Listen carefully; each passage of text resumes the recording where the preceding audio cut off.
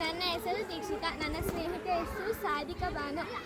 ನಾವು ಮಾಡುವ ಪ್ರಯೋಗದ ಹೆಸರು ಜ್ವಾಲಾಮುಖಿ. ಪ್ರಯೋಗವನ್ನು ಮಾಡಿ ತೋರಿಸುತ್ತೇವೆ. ನಮ್ಮ ಶಾಲೆ ಹೆಸರು GSPS ಅರಸಾಪುರ. ಇದಕ್ಕೆ ಬೇಕಾದ ಸಾಮಗ್ರಿಗಳು ಹೀನೋ ಪೌಡರ್ ಮತ್ತು ಕೇಸರಿ ಕಲರ್ ಮತ್ತು ವಾಟರ್ ಮತ್ತು ಜೇಡಿ ಮಣ್ಣಿನಿಂದ ಮಾಡಿದಂತಹ ಕೊಳವೆ ಆಕಾರದ ಇದು ಆಕೃತಿ. ಮೊದಲಿಗೆ ಹೀನೋ ಪೌಡರ್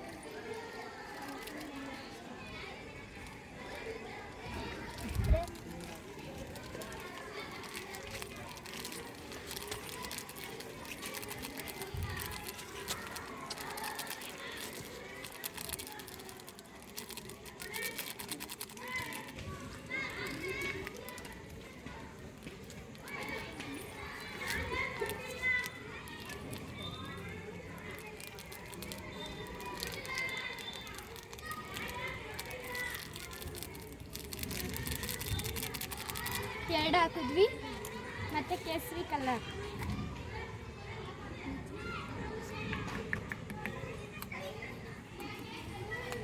ನೀರು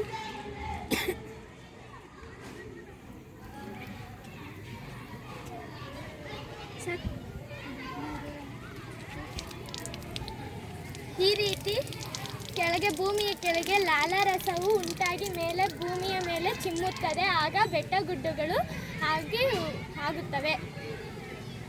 ಧನ್ಯವಾದಗಳು.